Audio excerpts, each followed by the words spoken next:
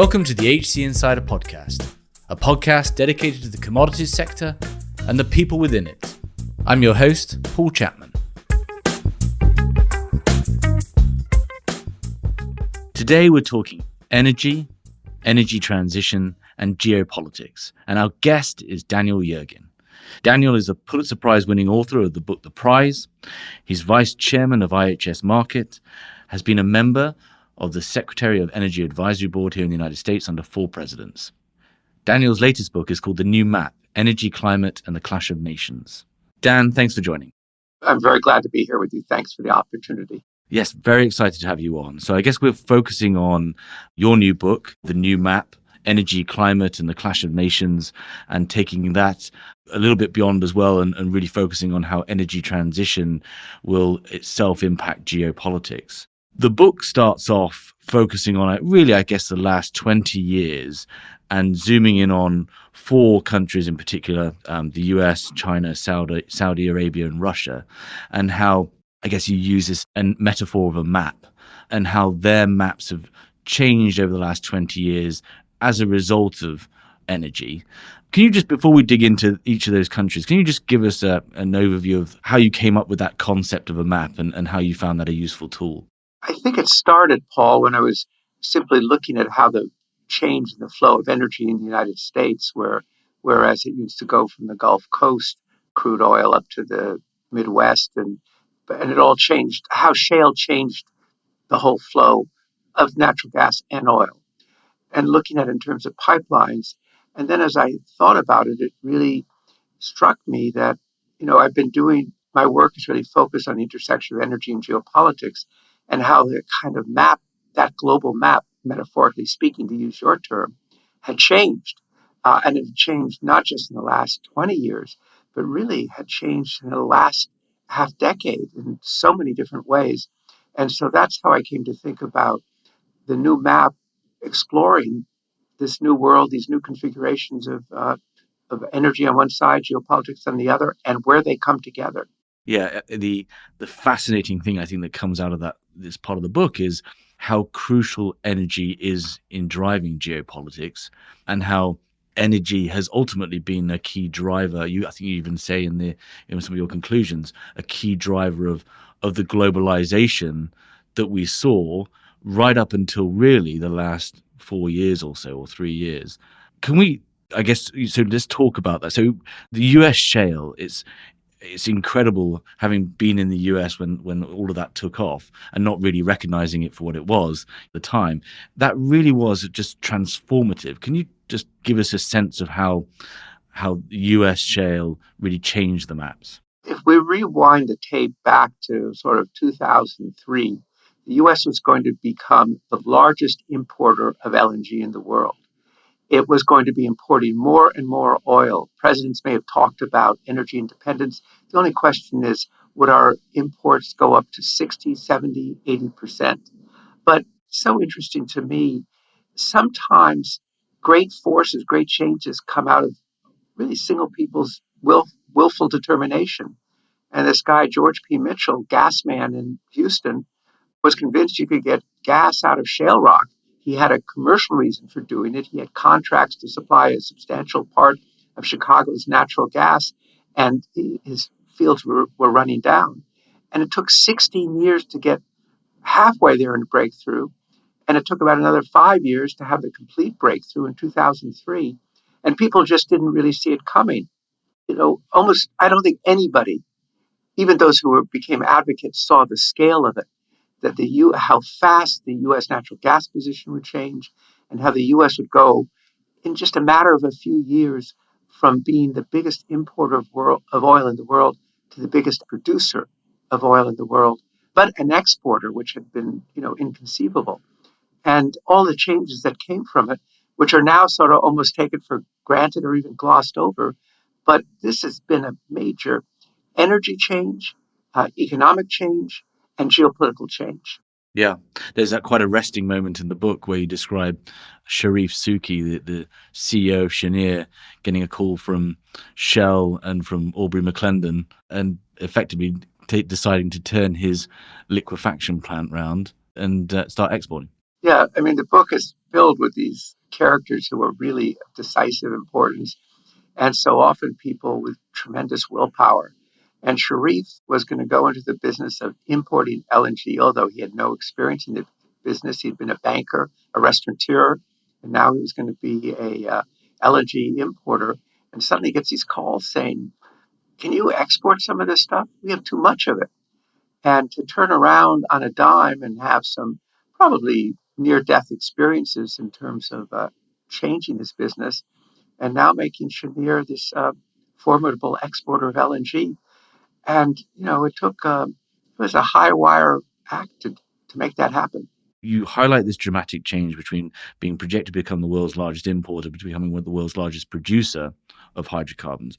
How did that change US foreign policy? The way it's changed U.S. foreign policy is by giving the U.S. a flexibility it didn't have, by giving the U.S. and really the world energy security that it didn't have, and changing relations with key nations. The sanctions on Iran that the Obama administration put in place, which the Iranians were convinced would not work, would not have worked had it not been for shale, the extraordinary growth of shale. Some of the listeners will remember a few years ago when drones and rockets rained down on Abqaiq in Saudi Arabia, the single most important piece of hardware in the world oil industry. And if that had happened a few years earlier, there would have been panic on the market, and commodity traders would have been up 24 hours adjusting to it. Instead, when you look at what happened to price, it almost shrugged because you had this new security cushion in the world called U.S. shale rebalancing the market. But Paul, what really brought it home to me was I was in St. Petersburg, and every year Vladimir Putin hosts the St. Petersburg International Energy Forum, which is his version of Davos, the World Energy Forum, and 3,000 people there. And I was told, why don't you ask President Putin the first question? And so I was asking him the typical question about what are you going to do about balancing your economy so your budget is not so dependent on oil and gas.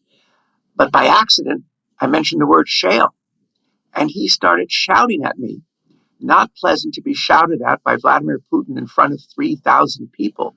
And he was how terrible shale was, how awful it was, how it polluted, on and on and on. And I realized that he really doesn't like shale because it was a formidable new competitor to Russian hydrocarbons. But secondly, because he sees shale as an adjunct to U.S. foreign policy, giving the U.S. opportunities and flexibility it didn't have before. And I'm on the energy think tank for the Indian government. I'm the only non-Indian on it. And it's a very interesting perspective because you can see India never expected to be importing oil and gas from the United States, but it is. And Prime Minister Modi and Petroleum Minister Pradhan have talked about how this energy dimension has become an important foundation for this changing strategic relationship between India and the United States. So all of those tell you this is a really big change. And the other day I was in a meeting with a prominent U.S. senator, and he said an interesting phrase. He said, it's time to resize the U.S. commitment to the Middle East. And I thought he would never have said that if the United States had not, in the year 2020, for the first time since 1948, become energy independent. Yeah, it's just so seismic. And we had an episode early on in this podcast focused on LNG.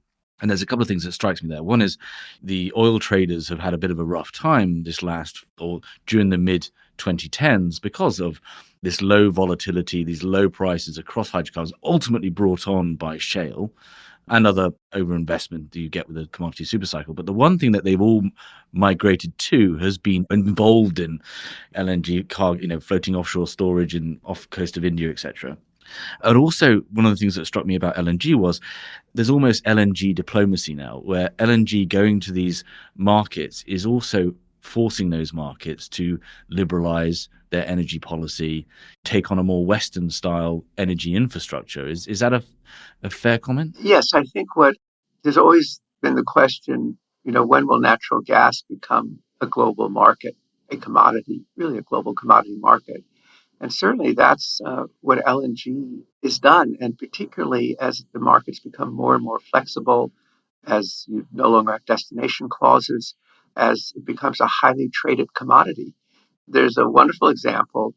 Some of the U.S. senators got very upset a couple of years ago because it turned out the United States, New England was importing Russian LNG, but that LNG has been traded at least, two, three, four times before it arrived in Boston Harbor.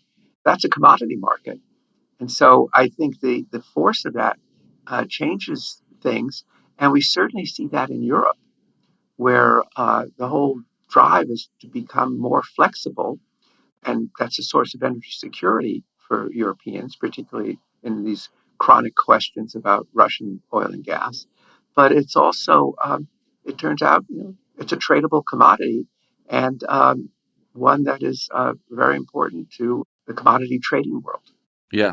And it's fascinating from our perspective that we've seen gas trading going from being very much a regional, you've got your US gas team, even your Northeast gas team, to actually now companies organizing global natural gas teams, because that's ultimately the pricing mechanism. And Paul, that's why the new map is the title of the book and the metaphor. It is a new map when you just look at the commodity trade, what's happened in LNG. I went back to find out, how did the LNG business get started? And it's quite surprising. It actually started with the export of LNG in a converted World War II kind of tanker in 1959 from Louisiana to England. The whole reason it was being shipped was to deal with the terrible coal-inspired The smog, fog, yeah. the Yeah. smog that gripped London in the 1950s. And then for various reasons, it faded away. There's a lot of other sources, other markets. And here we have now Cheniere once again shipping LNG from Louisiana to Europe. Yeah. So this is where, so the next map you discuss in the book is Russia. I kind of want to bring China in at the same time, because Russia has now started to look eastward as Europe has, is focused on energy security and other sources of supply and the renewable story. You had that very famous speech by President Xi of China in Kazakhstan, where he essentially espoused the Belt and Road policy. Could you give us a sense of what that actually is? And the book is, I mean, it's almost scary about the what's going on in the South China Sea. The drivers behind that is ultimately in energy for China, and there's a lot in there. But can you just give us a sense of the Chinese energy map? Yes, I think that you've talked about the South China Sea. I think anybody interested in the future of energy has to read the section about the South China Sea and the Belt and Road in the new map, because it's so central to what will happen and to what is this really. This is, we talked about the major changes the last few years. One of the others in the last 6 years is the dramatic shift in the relationship between the United States and China. The South China Sea, that's an example where literal maps and metaphoric maps come together. Again, it was the accidents of history. A French captain with 3 ships putting flags on 9 of the Spratly Islands in the South China Sea in 1933 because it was part of the French Empire. The Chinese reacting with fury, and a famous geographer drawing what became the 9-dash line map, claiming the South China Sea as China's, adopted by the nationalists, adopted then by the communists when they took power.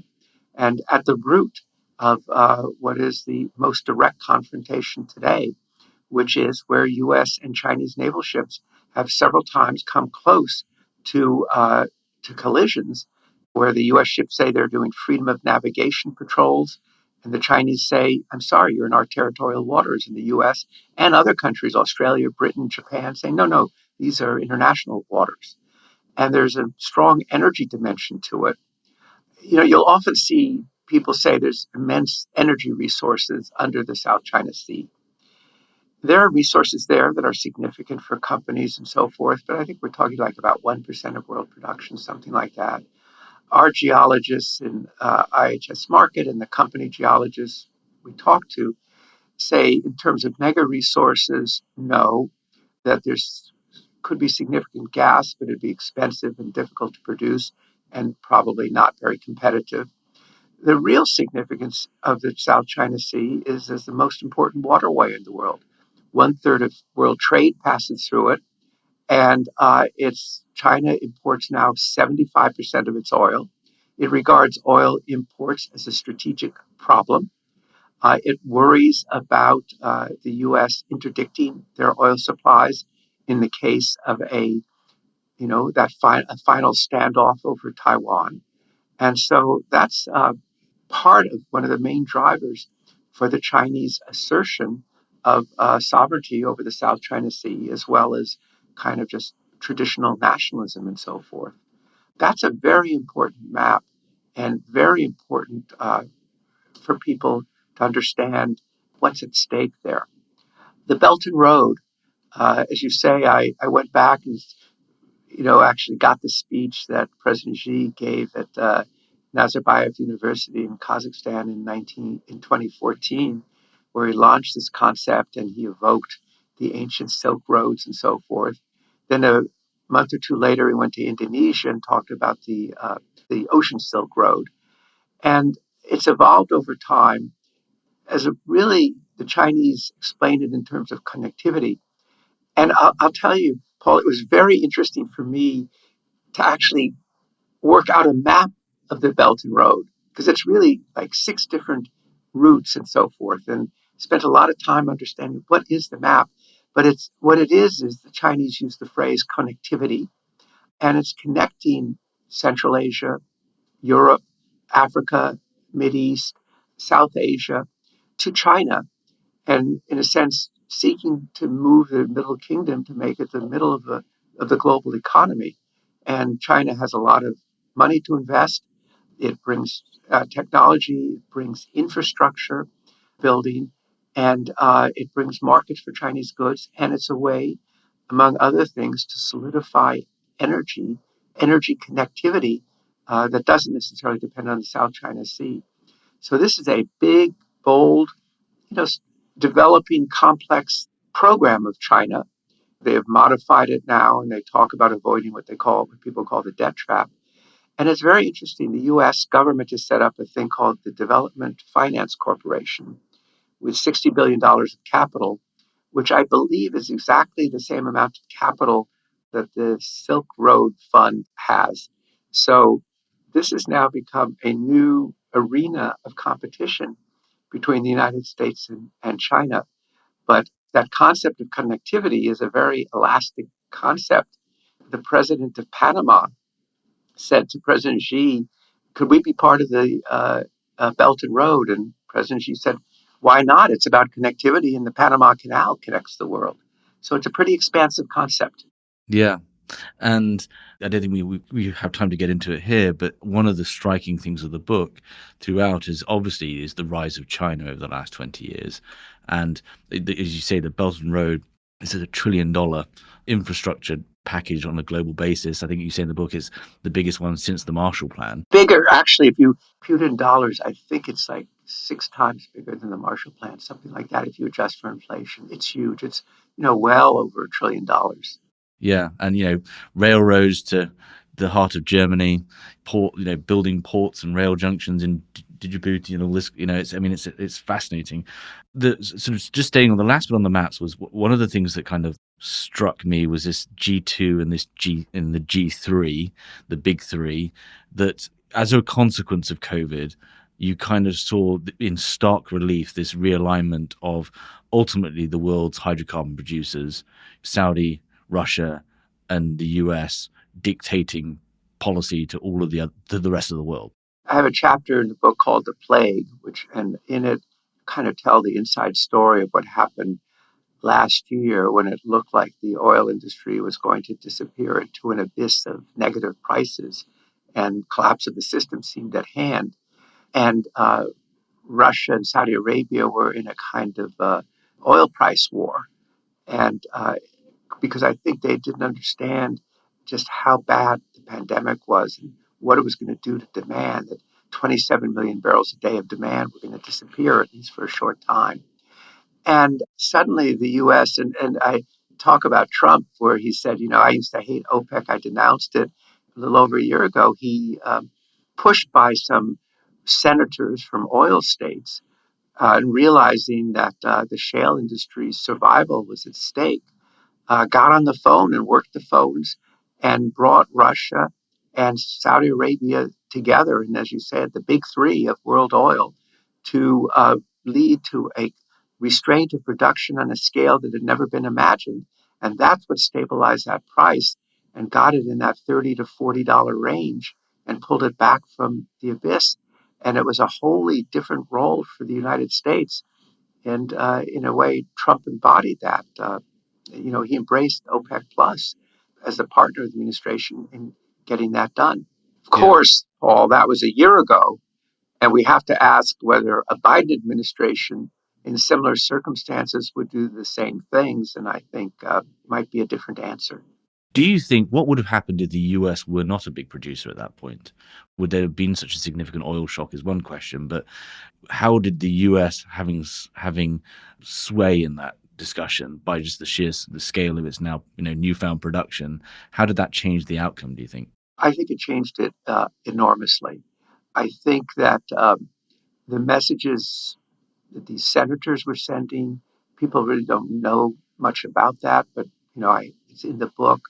That had a big impact, particularly on the Saudis, about what's going to happen to our domestic industry. We're not going to let it go down, and that became Trump used that, and of course connecting with the Russians, which had been a huge up till then a pretty antagonistic relationship, but on this they converged, and then you had countries, surprising countries like India, big consumer, imports 85% of its oil, in support of it because it too did not want to see a collapse of the world oil industry and the consequences that would have then come from that in terms of when recovery came, in terms of what would have happened to prices. Yeah.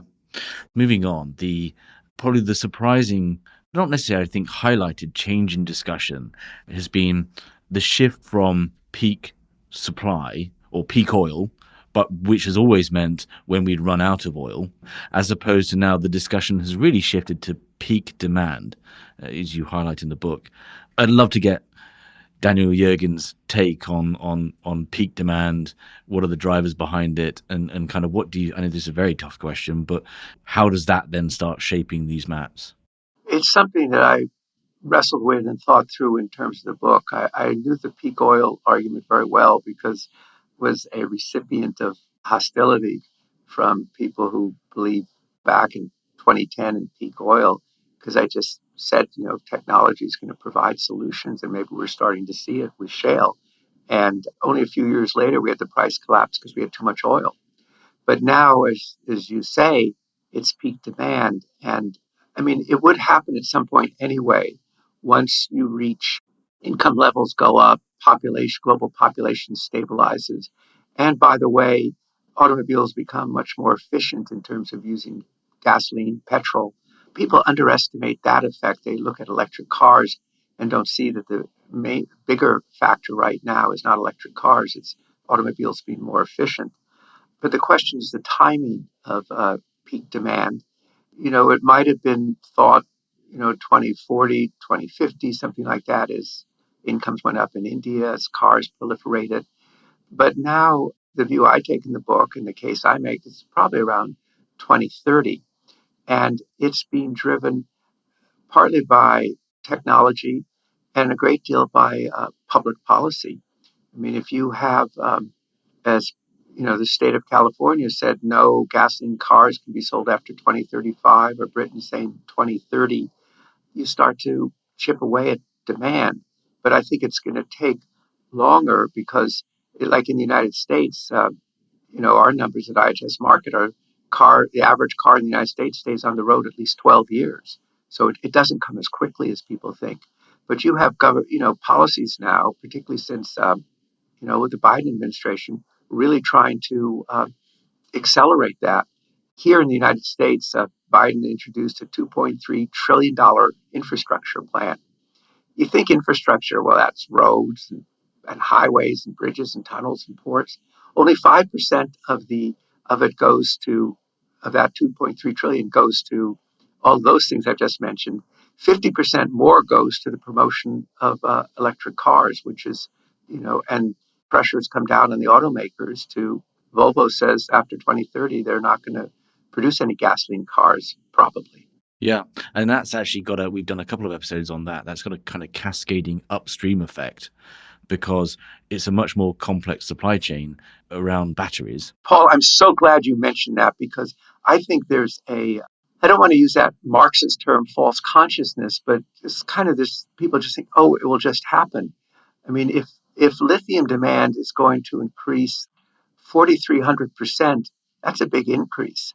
And the supply chains for mining have, by the way, a lot of what we call ESG questions around them, particularly where some of them are. There are a million children work in these kind of hand dug mines in places like the Democratic Republic of the Congo and other places. It takes, on average, over 16 years to open a new mine. Hmm. So, this thought that this can all happen quickly and that everybody can rush into it at the same time, logic says, oh, you better look at the numbers and you better look at the supply chains. And by the way, this is where the geopolitics that I talk about in the new map comes together with the energy transition that I talk about, because those supply chains, a lot of them actually run through China. And even I was talking to one of the leading CEOs of one of the leading Korean battery makers, and where does their raw materials come from? They come from China. Yeah, both the refining of the lithium and actually sort of both parts, right? The petrochemical part of the supply chain and the battery creation part of the supply chain. I've got two questions. Ultimately, I want to end up on energy transition and doing some crystal ball gazing on how that will change the geopolitical maps of the world.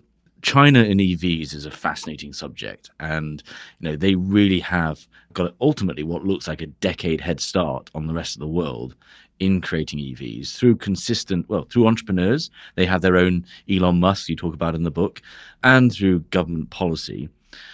First off, how much does gasoline cars ultimately drive oil prices on demand as opposed to, say, the petrochemical industry? Can you just help us tease that apart? Like if the world were to go straight to EVs, how much of oil demand does that cut off? I think uh, I think it's around 20 million barrels a day, something like that, 25 million barrels a day. But there's another interesting number around that I do know, which is if all the cars in the world today were EVs, and this really surprises people, it would reduce human CO2 emissions from energy by 6%. I think because people put gasoline or petrol into their cars, they think that's the main use of it. As you say, the petrochemical side of demand is continuing to increase, although, there's this anti-plastics fervor in the world too. Yeah, yeah. Can you just talk to us a little bit about China's EV electric vehicle policy and because it's fascinating to me that only 5 years ago we were talking about sort of the GM and the US, the European and the US auto manufacturers they were going to supply China and India, and that was going to be their next big market and opportunity for growth. And actually there's a reasonable argument that over the next decade Europe and the US are importing Chinese cars because they make more EVs at a more efficient, cost-effective level. I have a section in the book called Roadmap to the Future that is focused on this question. And actually, I believe for GM, it's correct to say they sell more cars today through joint ventures in China than they do in the United States. So if you look at Volkswagen, China's a really important market. And so General Motors' declaration that no gasoline cars after 2035 is as much aimed at China as it is at the United States, because, as you say, the visible hand of government is very visible in China on such things as electric cars. And the Chinese, for them, electric cars are one, reducing the growth in demand for oil, because going back to what we talked about before, they worry about that importing of oil and their imports going up. Two, there's certainly, climate and urban air pollution, which I think in China, those two merge together in a way that's not understood in the West. And three, commercial reason, which is the Chinese are too late to get into competing globally with internal combustion engines. However, as you say, they're at the forefront of EV. They have a test bed called their own market. Almost half the world's EVs are in China. That gives them a foundation to move towards to being competitive in the world automobile market. I mentioned Volvo going to all electric in 2030. Keep in mind that Volvo is a Chinese company. It's owned by Geely. And whether they are selling large numbers of electric cars in China, not in China, but in the United States or Europe or elsewhere in the world, we'll see how that plays out. But they certainly intend to be a major force in terms of the global market for electric cars. And they do have that scale advantage. It was interesting when Mary Barra, the CEO of GM, announced it was going to go all electric in 2035. Aspirationally, she said. It was interesting. She cited two models, one that sells for $4,000, which is a small car sold in China, and the other is a handcrafted Cadillac that will sell for $200,000. And I thought it's just very noteworthy that one of the two models she talked about is exclusively, as she talked about as a GM car, is exclusively sold in China. There's actually a really fascinating section in the book where you talk about kind of this confluence of EVs themselves, autonomous technology, and the confluence of ride shares as well. And Mary Barra, even you quote her as saying, it's less congestion, less accidents, less less oil consumption. I can't remember. Or actually, she said 0, 0, and 0, Yes, which is a very, I mean, that we call that an aspiration, not that's beyond almost an ambition. It's an aspiration. But there's another example where accidents play such an important role. Tesla really redefined the automobile industry by the success of, when the Roadster appeared in 2008, it was a novelty. Now it's the direction everybody's going to go. The new Mustang is electric.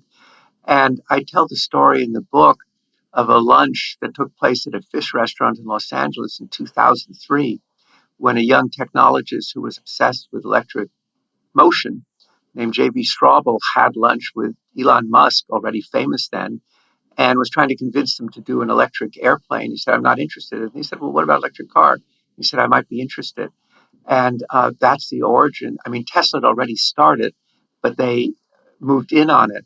And a few years ago, Musk actually said if, that lunch hadn't taken place, there might never have been a Tesla, basically. That's a direct quote, and you just realize that what impacts small things and coming together with people who have iron willpower and determination, what a difference it can make. And, in 2003, no one would have seriously thought about electric cars. Thomas Edison had tried and gone head to head with Henry Ford, and he had lost a century earlier promoting electric cars. So it was a thing of the past and just a thing that hobbyists worked on. And, and now it's become the major strategic direction. And there's President Biden going out to Detroit to drive F-150. an electric F-150. I mean, the best-selling pickup truck in the history of the world. And by all accounts, faster, better on all fronts.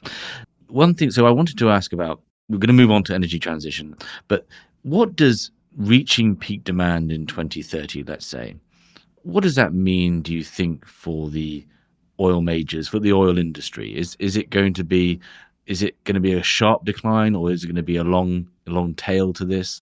Well, I think that it's going to be a sloping drop, and that despite what you hear today, the world will still be using significant oil and natural gas in 2050. Carbon capture will have to become a much more serious part of the picture, I think, to do that. But I think it's just kind of the goals that are out there, as we were saying before, I think are somewhat detached from reality. So it's directionally true. I think there's going to be pressure on the capital availability for the industry. The Europeans are squeezing that. The Biden administration has proposals now that would say that lending and investment in that banks and pension funds and institutional investors do has to be congruent with the net zero carbon target of 2050, which would give regulators a lot of room to intervene. So I find in the industry now a concern about the availability of capital and how you structure your business to deal with that.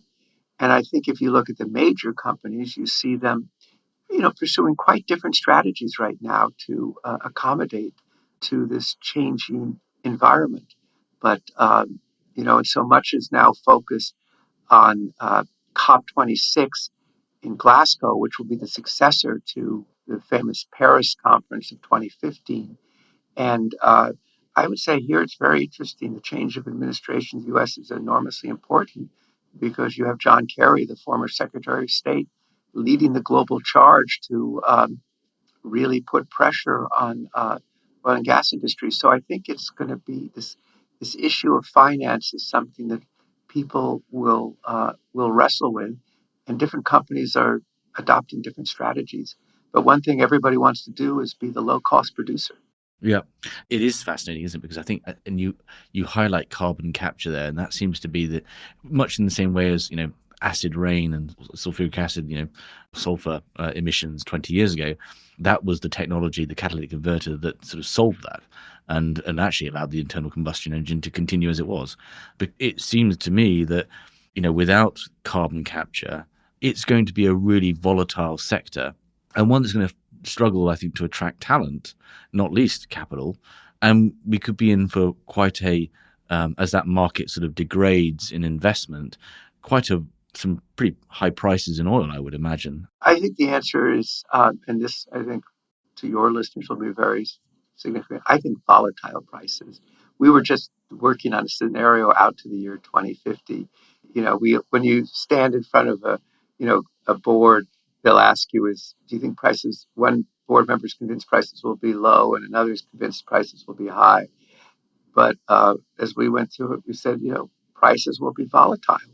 They'll respond to, yes, what happens with public policy, what happens to what I always say are the two most important characters in my previous book, The Prize, supply and demand, and it'll respond to the overall economy. This year, we're now estimating that the global economy is going to grow by 5.7%. Think about that. Last year, the global economy went back, GDP went down by 3.5%.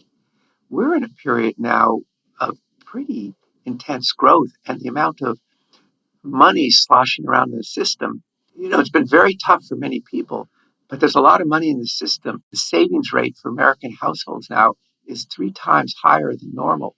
So we're going to have, this is going to be a bullish time, I think, for demand for a lot of things, and that will affect energy. But GDP will swing up and down, and that will also have a big impact on price. I often find, people will ask me, well, what's the price going to be? And sometimes I just want to say, well, tell me what GDP will be. The oil price does not exist in a vacuum, but it's very much these forces, economic, political, technological, psychological, they all play into shaping the price. And that's why I think, particularly in commodity market worlds, you have to assume volatility. Yeah. I think we're already seeing that narrative, right? The commodity traders had an excellent 2020. Yeah, you look at some of the companies' performance and you realize their trading capabilities were a very important part of that performance. So I think, Paul, your community is going to will have some exciting times ahead. And actually, we're seeing that drive of producers and consumers, consuming, corporations, trying to build out commodity trading business units to start to try and manage that. But also, I think as well as there's this narrative of those organizations that thrived or survived and then thrived in COVID were the ones who were closest to their customers in terms of Yes. how they manage their value chains. Paul, can I ask you a question? You're asking me a question. Let me ask you, given, as you say, the need that's out there for, in fact, people wanting to build up their trading arms for this environment, which makes sense, is the talent there? I think the simple answer is no, or it's just like at the end of the last trough in the commodity super cycle, so the late 90s, you've had a real gutting of talent.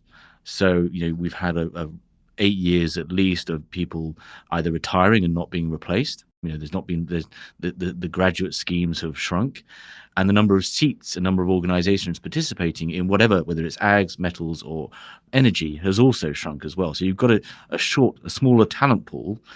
I think there is an open question there about actually organizations are able to do more with fewer people because so much of the tasks and functions have been automated that you probably don't need the same level of individuals. But absolutely there is a shortage of individuals, and you've also got this other issue that as silos collide, by which I mean the technology and tech is becoming more utilized by whether it's the energy industry or the commodities world. It's also being more utilized by the healthcare world, right, or whatever it might be. Right. So there's lots of draws on the same talent pools to solve the same problems. So I think there's a fundamental change going on in how digitization is changing the talent requirements of the commodities world. But we're already seeing a big pickup in demand for commodities talent for people who in particular know the physical markets, not as opposed to sort of financial traders, if you like. So I think that's a really, and much of the conversations we've had has ultimately ended up at that point about how can that gap be bridged. And ultimately, I think it's going to be competition for talent and rising prices, but also technology. Can I mention one other thing? Just you were mentioned peak demand and you mentioned ag trading.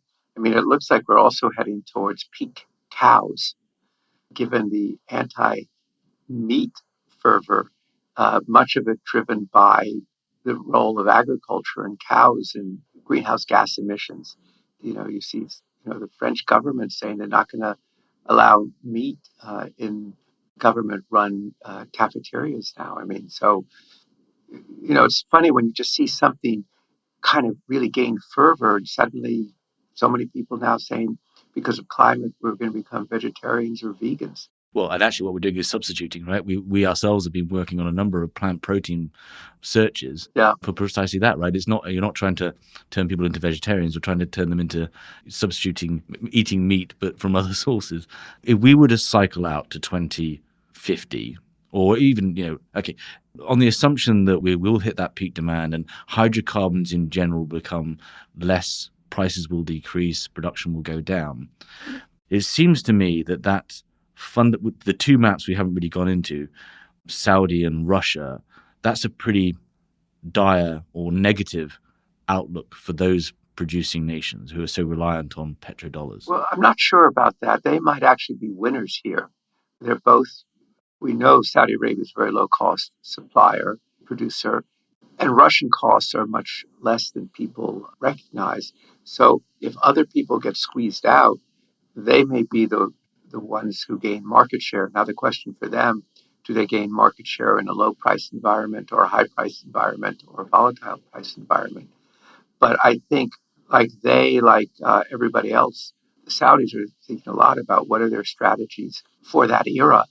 And that's one of the big reasons, of course, for Vision 2030 in Saudi Arabia is to diversify the economy, to be less dependent. That goes back to the question I asked Vladimir Putin, what are you going to do about diversifying your economy? That question will become more important as time goes on. So, if oil demand, is 60 million barrels a day or 50 or 40, they may be major suppliers, but, and we still need petrochemicals. Electric cars are 20% plastic. Medicines people take are made from oil products. So there are a lot of other needs there. I think the answer is you got to diversify. You got to do what Abu Dhabi has done, which is a remarkable job of diversification. Yeah.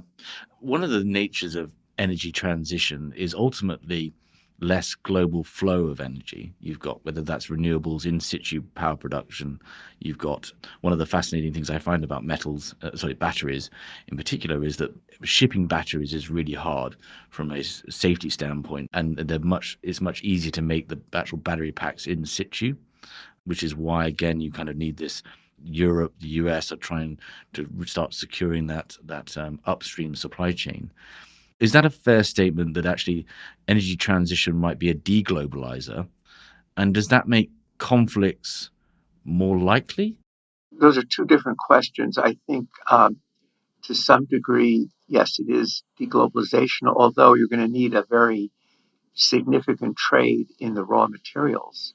It may change your cast of characters as to which countries are the most important.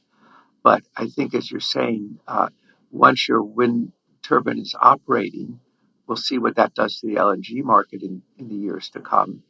you'll have a much smaller coal trade, but you're going to have these new global supply chains that are going to be necessary. And I think it goes back to what we were talking about. Obviously, geopolitics and oil have coexisted and sometimes interacted in a very combustible way.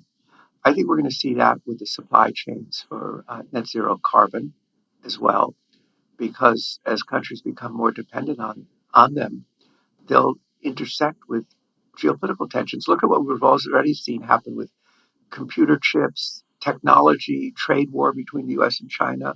The EU came out with a study warning that they didn't use the word China, but the message was we're too dependent on China for these raw materials. Well, how are you going to change it? And by the way, what will that do to the costs? I mean, solar panels are really cheap because China's massive manufacturing capabilities. So I think there are complexities there that just are kind of whisked away on the notion. And also, of course, unless you're using electric car, everybody has electric cars. So often people forget wind and solar do not really replace oil. What they do is they compete with coal, natural gas, and nuclear in electric generation.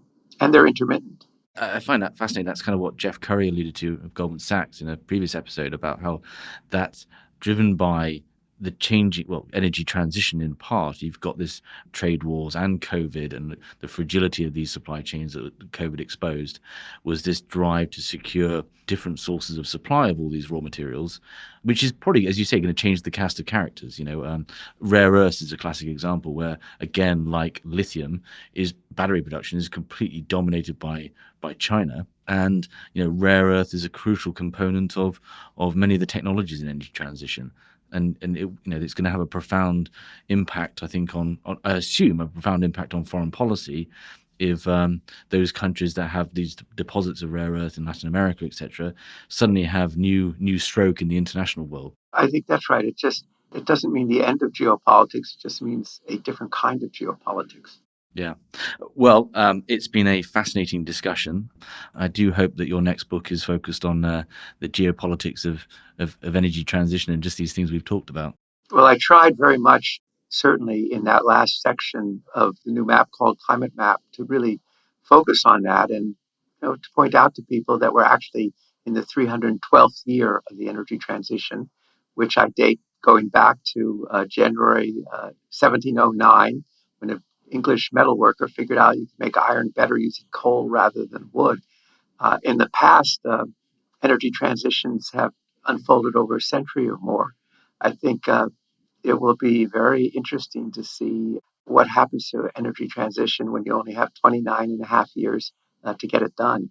So we're definitely, Paul, living on a new map. And I want to thank you for the opportunity to have such a wide-ranging discussion about this geography that touches all of our lives. Well, I thank you. And I think that the takeaway for, I guess, as you say, our community is that new map is going to be changing and volatile, and therefore the commodity traders are going to play a crucial part. Yes, they will be, as this world changes, they'll be actually at this sort of center, I don't know, sort of making these pieces work, and whether they're trading energy, metals, ag, whatever it is, that's going to be the gearbox for the energy transition, and the world will be living it. Fantastic. Well, Dan, thanks so much for your time. I really enjoyed this discussion too. Thank you. Thank you for listening. If you enjoyed this episode and want to support the show, please give us a positive review on Apple Podcasts or Spotify. To find out more about HC Insider and Human Capital, a search firm dedicated to the commodities sector, go to www.hcinsider.global, where you'll find more original content on the commodities sector and more details on our offering as a search firm and our locations around the world. Thanks again for listening.